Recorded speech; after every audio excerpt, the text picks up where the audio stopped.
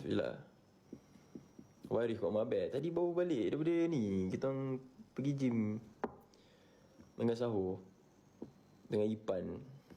Tapi Ipan dia balik rumah dia lah dengan Harry apa. Sebab dia orang ada shoot content. Arif cut je, yes. So saya dah tukar sikit bagi yang nampak unik sikit. Sebab kau nanti kau cakap ni pula Arif tak habis nak cap cut kan. So daripada saya buat cap cut, baik saya buat Arif cut kan. So jadi okay lah. Collab Radin. Tengok macam ni. Aku tak ada nak cakap apa-apa. Tengok kan. Mana Daus? Daus tak ada. Daus pergi gym. Lambut pergi. Rifkat dah macam nama haircut. Setakat Rifkat. Pergi kedai barber macam nak cut apa? Bagi saya Rifkat. Damn bros. Damn.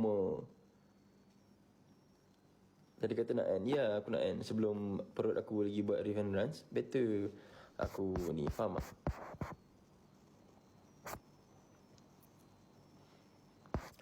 Mana Rashdan Wafa? Rashdan Wafa dekat rumah.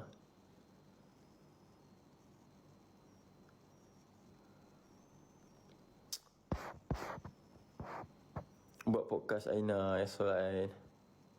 Citra buat first time sementara. Somat. Wah, sumpah lah. Rambut yang mana? Sementara mana ni?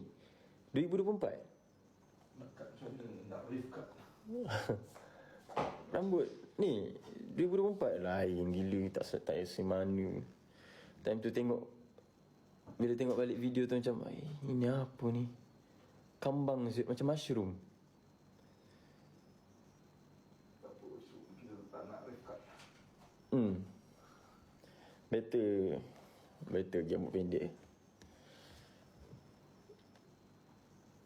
Okay guys, sebelum perut aku bunyi lagi, baik aku end dulu.